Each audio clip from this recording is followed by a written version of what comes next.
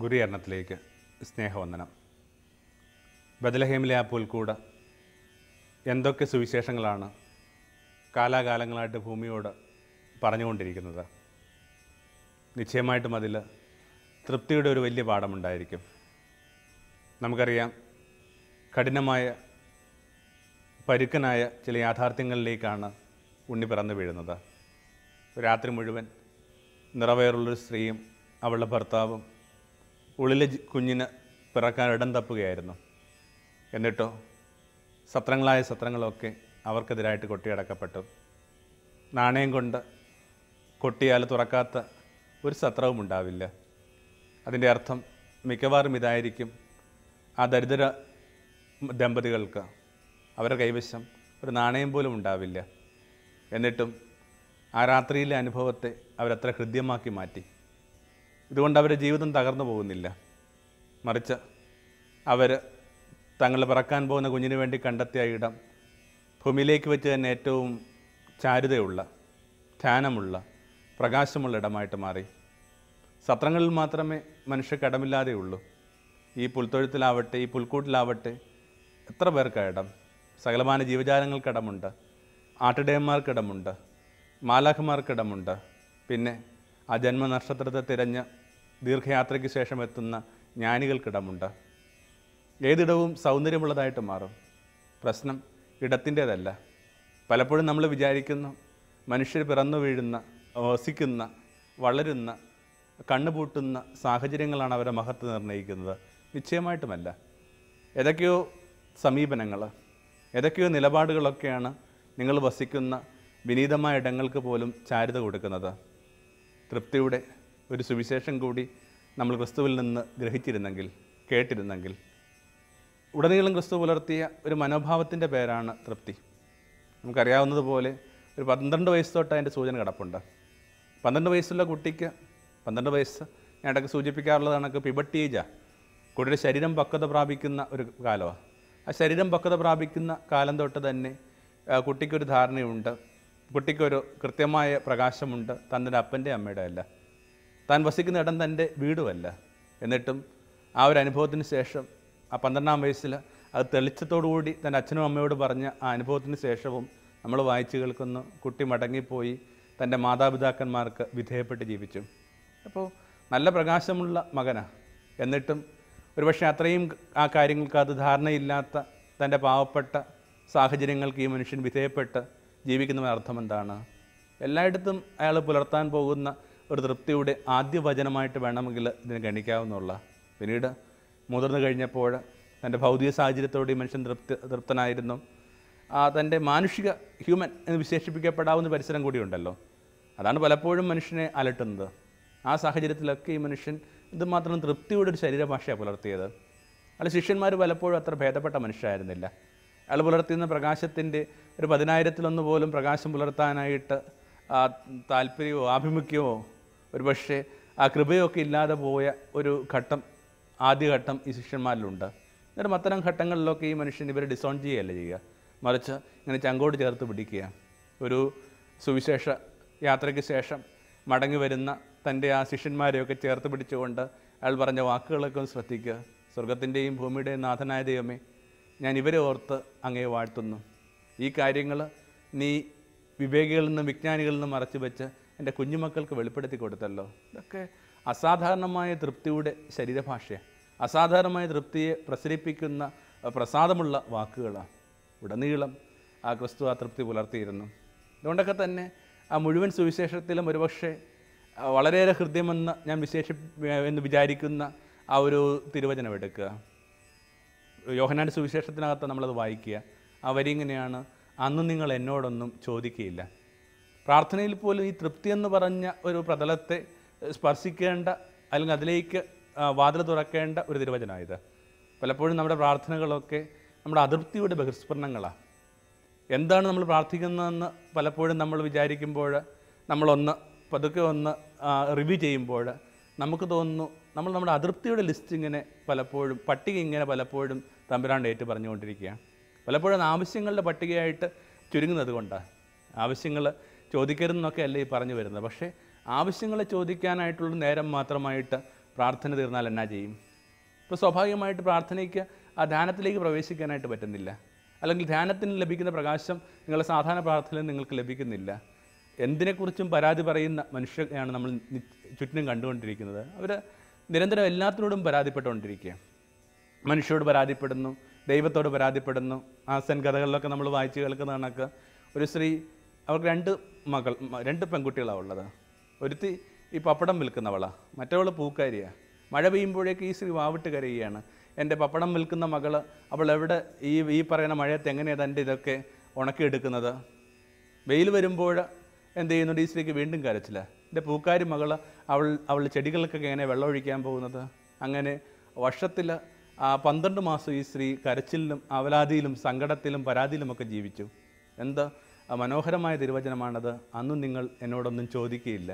പക്ഷേ ദൈവം അത്തരം ചില മനുഷ്യരെ തിരയുന്നുണ്ട്. ആവശ്യങ്ങൾക്ക് വേണ്ടി അല്ലാതെ തൻ്റെ അടുക്കലേക്ക് വരുന്ന ചില മനുഷ്യരെ കാണുന്നത് നമുക്ക് വലിയ സന്തോഷമുള്ള കാര്യമല്ലേ? എന്തുകൊണ്ടാണ് ചില മനുഷ്യർ പെട്ടെന്ന് നമ്മളെ മടുപ്പിക്കുന്നത്? അവർക്ക് നമ്മളോട് പലപ്പോഴും പറയാനുള്ള ആവശ്യങ്ങൾ മാത്രമാണ് കേട്ടോ. അപൂർവം ആരുടെയോ സുഹൃതം കണക്ക് ചില മനുഷ്യർ നമ്മളെ തേടി വരുന്നു. നമുക്കൊന്നും ആവശ്യമില്ല. വെറുതെ നിശബ്ദമായിട്ടിരുന്നിട്ട് ശാന്തമായിട്ട് മടങ്ങിപ്പോകുന്നവരെ നമ്മൾ പോലും എന്തുമാത്രം പ്രിഫർ ചെയ്യുന്നുണ്ട്. അങ്ങനെയെങ്കിൽ ഒരു പക്ഷേ ഈശ്വരനും അത്തരം ചില മനുഷ്യരെ അന്വേഷിക്കുന്നുണ്ടാകും. അതുകൊണ്ടൊക്കെയാണല്ലോ ജോബിൻ്റെ പുസ്തകത്തിൽ സാത്താൻ ദൈവത്തെ ഒന്ന് ചുണ്ടിപിടിപ്പിക്കാൻ ശ്രമിക്കുന്നുണ്ട്. അതിങ്ങനെയാണ്, എന്തെങ്കിലും ഒരു കാരണമില്ലാതെ ആരെങ്കിലും നിന്നെ അന്വേഷിക്കുന്നുണ്ടോ? Has anyone loved you for no reason? ഏതെങ്കിലും ഒരു മനുഷ്യൻ ഒരു കാരണമില്ലാതെ നിന്നെ സ്നേഹിച്ചിട്ടുണ്ടോ? അന്ന് നിങ്ങൾ എന്നോടൊന്നും ചോദിക്കില്ല. അപ്പോൾ ഞാൻ വിചാരിക്കുന്നു, പ്രാർത്ഥനയുമായി ബന്ധപ്പെട്ട് ഒരാൾക്ക് എത്താവുന്ന ഏറ്റവും വലിയ പ്രകാശത്തിൻ്റെ പാഠമാണ് ഈ തിരുവചനം തോന്നുന്നു. അങ്ങനെ ഉടനീളം അയാൾ ഈ തൃപ്തി പുലർത്തി, ഭൗതിക സാഹചര്യങ്ങൾ തൃപ്തി പുലർത്തി. അതുകൊണ്ടാണല്ലോ ഇത്തിരി പൂക്കളെയൊക്കെ വാഴ്ത്തുന്നത്, ചെറുകിളികളെയൊക്കെ വാഴ്ത്തുന്നത്. അങ്ങനെ കടന്ന് ഒടുവിൽ 33-ാം വയസ്സിൽ ഒരാൾ കടന്നു പോകുമ്പോൾ നമുക്കറിയാം എന്തുമാത്രം കാര്യങ്ങൾ പൂർത്തിയാക്കാതെയാണ് അയാൾ കടന്നു പോവുക. 33 വയസ്സിൽ ക്രിസ്തു കടന്നു പോകുമ്പോൾ നമുക്ക് തന്നെ വ്യക്തതയുണ്ട്, ക്രിസ്തു എങ്ങും എത്തിയിട്ടില്ല. അയാൾ ശിഷ്യന്മാർക്ക് നമ്മൾ വിചാരിക്കുന്ന കണക്ക് ആ ഗൗരവമായ പ്രകാശത്തിലേക്ക് എത്താനുള്ള സാഹചര്യമോ അല്ലെങ്കിൽ ഇടവോ ദൈർഘ്യമോ ഒന്നും ലഭിച്ചിട്ടില്ല. എന്നിട്ടും 33 വയസ്സിൽ ഈ മനുഷ്യൻ മടങ്ങിപ്പോകുമ്പോൾ ലോകത്തൊരു ചെറുപ്പക്കാരനും പറയാൻ ധൈര്യപ്പെടാത്തൊരു വാക്ക് അയാൾ പറഞ്ഞു. എന്താണത്? എല്ലാം പൂർത്തിയായി. അഗാധമായ തൃപ്തിയിൽ ക്രിസ്തു കടന്നുപോയി. ഇപ്പോൾ പുൽക്കൂട് തൊട്ട് കാൽവരി മലമുകൾ വരെ നസ്രത്തിൽ യേശു പുലർത്തിയിരുന്ന ആ ഹൃദയവികാരത്തിൻ്റെ പേരാണ് തൃപ്തി. എന്തുകൊണ്ടാണ് നമുക്ക് ഈ തൃപ്തി പുലർത്താൻ പറ്റാതെ പോകുന്നതുള്ളത്? ഭാരപ്പെടുത്തേണ്ട വിചാരമല്ലേ? നമ്മൾ നിരന്തരം അതൃപ്തിയിലാണ്. നമ്മുടെ ശരീരഭാഷ പോലും ഈ അതൃപ്തിയുടെ ശരീരഭാഷയാണ്. തൊടിയിലൂടെ നടക്കുമ്പോൾ ഒരു പപ്പയയിൽ നിറയെ കിളികൾ കൂടി ചേർന്നിട്ട് ഇങ്ങനെ ആ പപ്പയ എന്നുകൊണ്ടിരിക്കുക. പലതരം കിളികളുമുണ്ട്. നമ്മൾ ഓർമ്മിക്കുന്ന ഇത്രയേ ഉള്ളൂ, എന്തുമാത്രം തൃപ്തിയിലാണ് ഈ കിളികൾ ഈ തങ്ങളുടെ ഈ ഭക്ഷണത്തെ, തങ്ങളുടെ ഈ പഴത്തെ ഭക്ഷിച്ചുകൊണ്ടിരിക്കുക. ഭൂമിയിൽ അതൃപ്തിയിൽ ഭക്ഷിക്കുന്ന ആകപ്പാട് ഒരു സ്പീഷ്യസ്, ഒരു വിഭാഗം മാത്രമേ ഉള്ളെന്ന് തോന്നുന്നു. അത് നമ്മളാണെന്ന് തോന്നുന്നു. നാൽക്കാലികളല്ല, എഴഞ്ഞടക്കുന്നവരോ പറന്നു നടക്കുന്നവരല്ല. ഇരുകാലികളെന്ന് പറയുന്ന ഒരു സമൂഹം മാത്രമാണ് ഈ അതൃപ്തിയിൽ ഭക്ഷിക്കുക. വിളമ്പിയ ഭക്ഷണത്തെ കുറ്റം പറയുന്നു, ചിലപ്പോൾ പാത്രം ഇങ്ങനെ തട്ടി മാറ്റുന്നു. പറഞ്ഞു വരുന്നത് എന്താണ്? ഒരു ഭക്ഷണം പോലും തൃപ്തിയിൽ ഭക്ഷിക്കാനായിട്ട് പരുവോ പ്രകാശമുള്ള മനുഷ്യരല്ല പലപ്പോഴും നമ്മൾ. ഏതെങ്കിലും ഒരു കിളി, ഈ പറഞ്ഞ ആ പപ്പയ ഭക്ഷിച്ചു പോകുന്ന ഏതെങ്കിലും ഒരു കിളി എന്തെങ്കിലും പപ്പയ മരത്തോട് പറഞ്ഞിട്ടുണ്ടോ, ഇപ്പോൾ പഴയത് കണക്ക് മധുരമൊന്നുമില്ല കേട്ടോ നിൻ്റെ പഴത്തിന്? നമ്മുടെ അസംതൃപ്തിയെ പെരുപ്പിച്ച് കാണിക്കുന്നിടത്താണ് ഈ കമ്പോളങ്ങളുടെ നിലനിൽപ്പ് പോലും. ഓരോ നിമിഷവും നമ്മൾ ജീവിച്ചുകൊണ്ടിരിക്കുന്ന ജീവിതയോഗ്യമല്ലെന്ന് അത് ഏതൊക്കെ രീതികളിലാണ് നമ്മളോട് പറഞ്ഞു തരിക? കുറച്ച് കാര്യങ്ങളിൽ സന്തോഷമായിട്ട് ജീവിക്കാനായിട്ടുള്ളൊരു കല നസ്രത്തിൽ യേശു ഭൂമിയെ പഠിപ്പിച്ചു. അതുകൊണ്ടാണല്ലോ യാത്രയ്ക്ക് പോകുമ്പോൾ വടി കരുതണ്ട, ഭാണ്ഡം കരുതണ്ട, 2 ഉടുപ്പ് കരുതണ്ട, ചെരുപ്പ് കരുതണ്ട എന്നൊക്കെ അയാൾ പറഞ്ഞത്. ജീവിക്കാൻ ഒരാൾക്ക് വളരെ കുറച്ച് കാര്യങ്ങൾ മാത്രം മതി. അത് ചെറിയ കാലം തൊട്ട് നമ്മുടെ മക്കളെ അഭ്യസിപ്പിക്കുന്നത് നല്ലതായിരിക്കും. അതുകൊണ്ടൊക്കെയാണ് എല്ലാ ഗുരുപാരമ്പര്യങ്ങളിലും മനുഷ്യർ അങ്ങനെ തന്നെയാണ് ജീവിച്ചത്. നമുക്കൊക്കെ ഉള്ള ആ കഥകൾ എടുക്കുക, നാറാണത്ത് ഭ്രാന്തൻ്റെ കഥ എടുക്കുക. ഈ പറഞ്ഞ പാഠം തന്നെയല്ല അയാളും തൻ്റേതായ രീതിയിൽ ഭൂമിയോട് സംവദിക്കാൻ ശ്രമിച്ചത്. ഒരു ദൈവസങ്കല്പത്തോട് പോലും അയാൾ തർക്കത്തിലാവുന്നുണ്ട്. ഒടുവിൽ എന്തെങ്കിലും ഒന്ന് തന്നിലും സ്വീകരിക്കണമെന്നൊക്കെ അത് അയാളുടെ ആവശ്യപ്പെടുമ്പോൾ അയാൾ ഇടതുകാലിലെ നീര് വലതുകാലിലേക്ക് നീക്കണം എന്ന് പറഞ്ഞ് നമ്മുടെയൊക്കെ ആഭിമുഖ്യങ്ങൾ നമ്മുടെയൊക്കെ അലച്ചിലുകളെ എത്ര സൗന്ദര്യത്തോടെയാണ് പരിഹസിക്കുക. കുറച്ച് കാര്യങ്ങൾ മതി ഒരാൾക്ക് ജീവിക്കാനായിട്ട്. ആവശ്യങ്ങൾക്ക് ഒരു അതിർവര വരക്കാനായിട്ട് പഠിക്കുകയാണ് പ്രധാനം. പുരാണങ്ങളിലൊക്കെ നമ്മൾ വായിച്ചു കേൾക്കുന്ന കണക്ക് ഒരു തരം ലക്ഷ്മണരേഖ. സീത, ഈ വൃത്തത്തിലുള്ളതൊക്കെ നിനക്ക്, ഇതിന് പുറത്തുള്ളതൊക്കെ മായാപ്പൊന്മാൻ. പലപ്പോഴും ഈ വൃത്തം വരക്കാനാവാത്തത് കൊണ്ട് പുറത്തുള്ള മായാപ്പൊന്മാനിൽ വല്ലാതെ ഭ്രമിച്ച് അതിൻ്റെ പിന്നാലെ പോയി മടങ്ങി വരുമ്പോൾ നിങ്ങൾക്ക് ഈ വൃത്തത്തിലുള്ളത് പോലും കൈവിട്ടു പോകുന്നു. ഒരു സ്നേഹവൃത്തം വരച്ചിട്ട് അങ്ങോട്ടും ഇങ്ങോട്ടും നോക്കി ഈ കുഞ്ഞിനേക്കാൾ നല്ലൊരു കുഞ്ഞ് വേറെയില്ലെന്ന്, ഇയാളെക്കാൾ നല്ലൊരു വ്യക്തി എൻ്റെ ജീവിതത്തിൽ വരാനില്ലെന്ന്, ഈ സ്ത്രീയേക്കാൾ സൗമ്യയായൊരു സ്ത്രീ എൻ്റെ ജീവിതത്തിലേക്ക് എനിക്ക് പ്രതീക്ഷിക്കാനാവില്ലെന്നൊക്കെ മനുഷ്യർ പറഞ്ഞു തുടങ്ങുന്നിടത്ത് ഭൂമി എന്ത് ജീവിക്കാനായിട്ട് പ്രേരിപ്പിക്കുന്ന ഇടമായിട്ട് മാറും. അതൃപ്തിയുടെ വേരുകൾ വളരെ സങ്കീർണ്ണമാണ്. അത്ര ലളിതമൊന്നുമല്ല അതൃപ്തിയുടെ കാരണങ്ങൾ. പക്ഷേ ഇത് മനുഷ്യൻ്റെ ആ ഇൻസ്റ്റിങ്ക്റ്റുകളൊക്കെ ആയിട്ട് ബന്ധപ്പെട്ടതാണ്. അയാൾക്ക് ഓരോ നിമിഷവും പുതിയ കാര്യങ്ങൾ നേടേണ്ടതുണ്ട്. പുതിയ ആവശ്യങ്ങൾ അയാൾ സംഭവിക്കുന്നുണ്ട്. 27 നിലയുള്ളൊരു വീട് ബോംബെയിൽ ഒരു വളരെ ധനികനായൊരു മനുഷ്യൻ പണിതു. പക്ഷെ ഞാൻ പലപ്പോഴും വിചാരിക്കാറുണ്ട്, അയാൾ തൃപ്തനായിരിക്കുമോ? നാളെ അയാൾ വിചാരിക്കും, ഒന്ന് കെട്ടിയ സമയത്ത് ഒരു 30 നില കെട്ടിയിരുന്നെങ്കിൽ ഒരു കുറ്റമില്ലാത്ത വിധത്തിലൊരു വീടുണ്ടായേനെ. തെരുവിൽ കൂരയില്ലാതെ ജീവിക്കുന്ന മനുഷ്യനും പറയുന്നത് എനിക്ക് കൂരയില്ല, ഒരു നില കൂടി മതിയെന്ന് ഉണ്ടായിരുന്നെങ്കിൽ എന്ന് കരുതുന്ന ധനികനും കൂരയില്ലെന്ന് കരുതുന്ന ഈ ദരിദ്രനും തമ്മിൽ എവിടെയാണ് വ്യത്യാസം? രണ്ടുപേരുടെയും അസംതൃപ്തിയുടെ അളവുകൾക്ക് വ്യത്യാസമുണ്ടെന്ന് മാത്രമേ ഉള്ളൂ. രണ്ടുപേരും അസംതൃപ്തരാണ്. ധ്യാനമെന്ന് പറയുന്ന ഒരു പ്രക്രിയയിലൂടെ കടന്നു പോകാതെ ഇത്തരം തൃപ്തിയൊക്കെ അത്ര എളുപ്പത്തിൽ കരഗതമാവുമെന്ന് ആരും കരുതേണ്ട. എന്താ ധ്യാനമെന്ന് പറയുന്നത്? ഒരാൾ അയാളോടൊത്ത് സ്വസ്ഥതയിൽ ജീവിക്കുന്ന കലയുടെ പേരാണ് ധ്യാനം. നമ്മളോടൊത്ത് സ്വസ്ഥതയിൽ ജീവിക്കാനായിട്ട് ഇനിയും നമ്മളെ പരിശീലിപ്പിച്ചിട്ടില്ല. നമ്മുടെ പുറത്ത് ഇനിയും മനസ്സിലാക്കിയിട്ടില്ല. വിറകുവെട്ടുകാരൻ വനത്തിലേക്ക് പ്രവേശിക്കുമ്പോൾ ഒരു മുനി പുറത്തിരിപ്പുണ്ട്. അയാൾ പറഞ്ഞു, നീ ഇത്തിരി കൂടി മുമ്പോട്ട് പോയി കഴിഞ്ഞാൽ നിശ്ചയമായിട്ട് നിനക്ക് ചില ശേഖരങ്ങളൊക്കെ കണ്ടെത്താൻ പറ്റും. ചെലുമ്പ് ശരിയാണ്, ചെമ്പിൻ്റെ ഒരു ഖനിയാണ്. പിന്നീട് കുറച്ചു കാലം കഴിയുമ്പോൾ അയാൾ പറഞ്ഞു, കുറച്ചുകൂടി മുമ്പോട്ട് പോവുക, അവിടെ നിനക്ക് വെള്ളി കാത്തിരിപ്പുണ്ട്. പിന്നെ വെള്ളിയിലെത്തി ഈ മനുഷ്യരോട് പറഞ്ഞു, സ്വർണ്ണമുണ്ട്.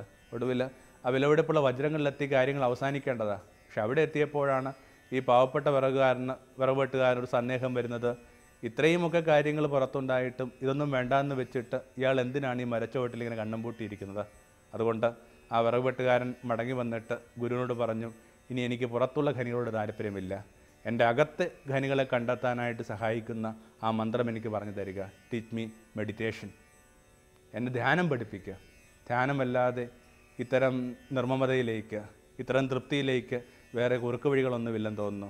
അതുകൊണ്ടാണ് വെള്ളം കോരിക്കൊണ്ടിരുന്നൊരു സ്ത്രീയോട് ക്രിസ്തു പറഞ്ഞു, സ്ത്രീയെ, നീ കുടിക്കുന്ന കിണറ്റിൽ നിന്ന് കുടിച്ചാൽ ദാഹം ശമിക്കില്ല. എന്തുമാത്രം അർത്ഥവ്യാപ്തിയുള്ള തിരുവചനമാണിത്. അതിന് തൊട്ടു മുമ്പായിട്ട് അവളുടെ ജീവിതത്തിലേക്ക് പ്രവേശിച്ച 5 സൗഹൃദങ്ങളെക്കുറിച്ച് ഉള്ള സൂചനകൾ കിടപ്പുണ്ട്. 5 ചങ്ങാതിമാരിലൂടെ ഇങ്ങനെ വഴുതിപ്പോയൊരു ജീവിതമായിരുന്നിട്ട് പോലും അവൾ ഇനിയും തൃപ്തയല്ല. സൗഹൃദം കൊണ്ടോ സ്നേഹം കൊണ്ടോ ഒന്നും അവളുടെ ആ ഒരു തൃപ്തിക്ക് വേലി കെട്ടാനായിട്ട് അവൾക്ക് ഇനിയും പറ്റിയിട്ടില്ല. അതൃപ്തിക്ക് വേലി കെട്ടാനായിട്ട് അവൾക്ക് ഇനിയും പറ്റിയിട്ടില്ല. അവൾ വീണ്ടും കിണറന്വേഷിച്ച് പോകാൻ ബാധ്യതയുള്ള ഒരു പാവപ്പെട്ട ഒരുവള. അവളുടെ ക്രിസ്തു പറയുന്നത് ഉറവയിലേക്ക് പ്രവേശിക്കുക. മനുഷ്യർ ഉറവയിലേക്ക് പ്രവേശിക്കുമ്പോൾ അവർക്കറിയാം പുറത്തുള്ള കിണറുകൾ അത്ര പ്രധാനപ്പെട്ടതല്ലെന്ന്. ഒപ്പം കഠിനമായ താരതമ്യങ്ങളിലായി ജീവിക്കാനും ഒരാൾ അയാളെ തന്നെ പരിശീലിപ്പിക്കണം. നിർഭാഗ്യവശാൽ അതിനുതകുന്ന ഒരു അനുശീലനമല്ല നമുക്ക് ലഭിച്ചുകൊണ്ടിരിക്കുന്നത്.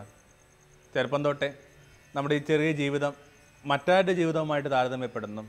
ഈ കുട്ടി ആ കുട്ടിയേക്കാൾ പഠിക്കുന്നു, ഇവൾക്ക് അവളെക്കാൾ കൂടുതൽ പ്രതിഭയുണ്ട്, ഇവന് സഹപ്രവർത്തനം ചൂണ്ടിക്കാണിച്ചുകൊണ്ട് പറയുന്നു ഇവന് മറ്റൊരാളെക്കാൾ എഫിഷ്യൻസി കുറവാണ്. സ്വന്തം പുരുഷനെ ചൂണ്ടിക്കാണിച്ചുകൊണ്ട് പറയുന്നു അയലത്തെ പുരുഷൻ നോക്ക്, എന്തുമാത്രം കാര്യങ്ങളിലാണ് അയാൾ ശ്രദ്ധിക്കുന്നത്, നിങ്ങളോ? ഇങ്ങനെ ജീവിതം മുഴുവൻ ഇങ്ങനെ താരതമ്യങ്ങളുടെ മുൾമുനയിൽ നിൽക്കുക എന്ന് പറയുന്നത് ചെറിയ കാര്യമല്ല.